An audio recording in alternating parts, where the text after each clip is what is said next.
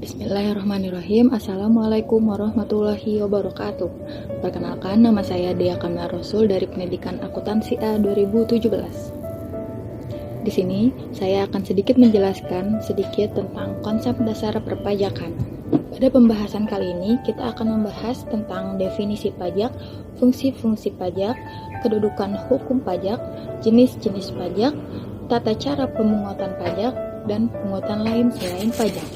Definisi pajak. Menurut UU Nomor 28 Tahun 2007 tentang Ketentuan Umum dan Perpajakan, pajak merupakan suatu kontribusi wajib kepada negara yang terhutang oleh seorang maupun badan yang sifatnya memaksa namun tetap berdasarkan pada undang-undang dan tidak mendapatkan imbalan secara langsung serta digunakan untuk kebutuhan negara juga kemakmuran rakyatnya. Sedangkan menurut UU Perpajakan Nasional, pajak ialah iuran wajib warga kepada negara berdasarkan undang-undang tanpa memperoleh imbalan langsung untuk membiayai segala pengeluaran secara umum serta pengeluaran pembangunan. Sedangkan pajak menurut Anderson Herschel dan kawan-kawan, pajak ialah pengalihan sumber dari sektor swasta ke sektor pemerintahan dan bukan suatu akibat dari pelanggaran, tetapi kewajiban berdasarkan ketentuan yang berlaku tanpa adanya imbalan dan dilakukan untuk mempermudah pemerintah dalam menjalankan tugasnya. Dari ketiga definisi tersebut, kita dapat menarik kesimpulan bahwa pajak adalah kewajiban masyarakat kepada negara yang bersifat memaksa tanpa adanya imbalan secara langsung dan diatur oleh undang-undang serta digunakan untuk keperluan negara. Yang selanjutnya yaitu fungsi-fungsi pajak. Fungsi yang pertama adalah fungsi anggaran, di mana pajak membiayai pengeluaran negara. Hal ini dikarenakan pajak merupakan sumber pemasukan keuangan negara dengan cara mengumpulkan dana dari wajib pajak untuk pembiayaan pembangunan nasional, sehingga pajak merupakan sumber pendapatan negara untuk menyeimbangkan pengeluaran negara.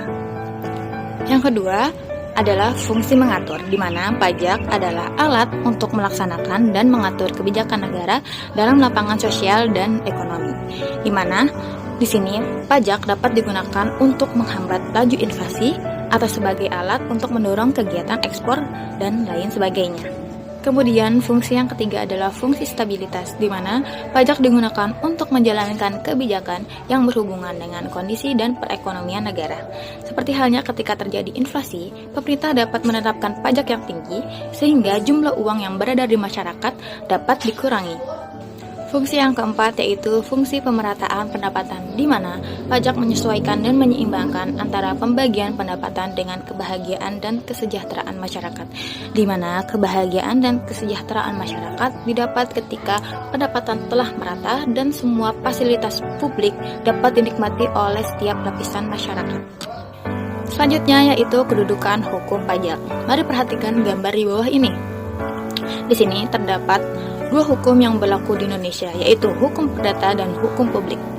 Hukum perdata merupakan hukum yang mengatur hubungan individu dengan individu yang lain, sedangkan hukum publik adalah hukum yang mengatur hubungan pemerintah dengan rakyatnya. Hukum publik ada 4 jenisnya. Yang pertama adalah hukum tata negara, kemudian hukum administrasi negara, hukum pajak, dan hukum pidana. Sehingga hukum pajak termasuk jenis hukum publik karena mengatur hubungan antara masyarakat, yaitu sebagai pembayar pajak dan pemerintah sebagai penarik pajak. Masih mengenai hukum pajak dibagi lagi menjadi 2. Yang pertama adalah hukum pajak material.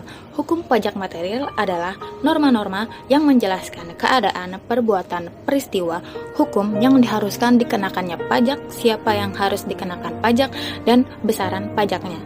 Dalam artian, hukum ini menjelaskan hubungan secara langsung antara wajib pajak dengan pemerintah.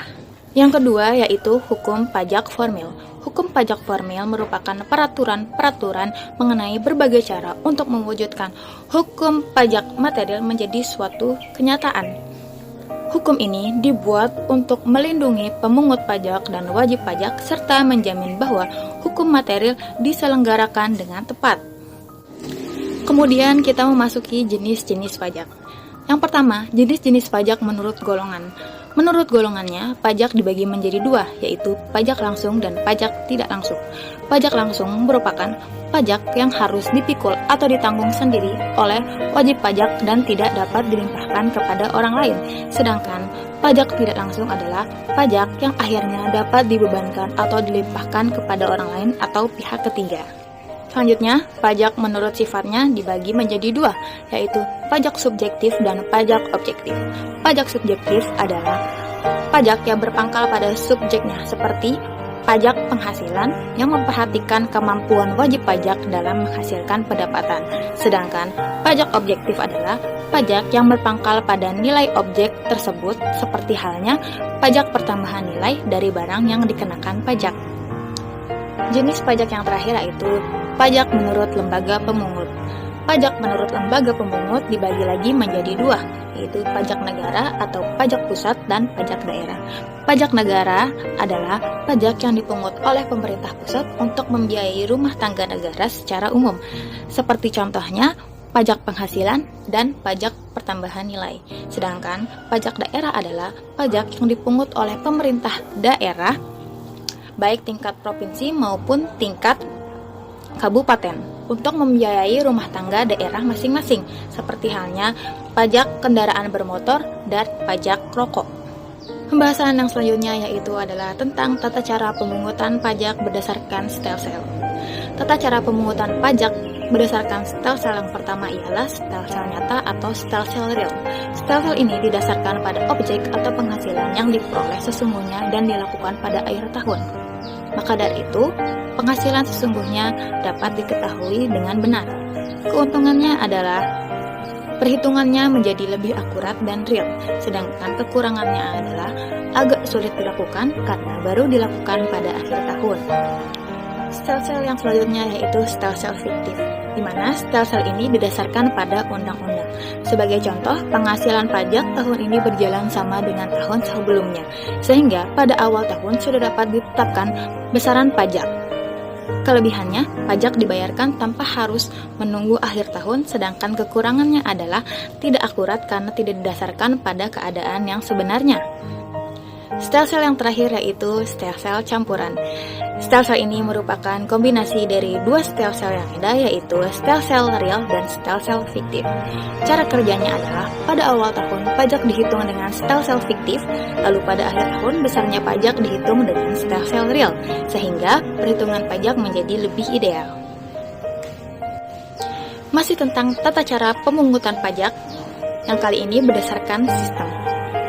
Tata cara pemungutan pajak berdasarkan sistem yang pertama adalah self-assessment system. Self-assessment system adalah sistem pemungutan pajak yang membebankan penentuan besaran pajak yang perlu dibayarkan oleh wajib pajak yang bersangkutan. Dengan kata lain, wajib pajak berperan aktif dalam menghitung, membayar, dan melaporkan ke kantor pelayanan pajak dan peran pemerintah hanya sebagai pengawas.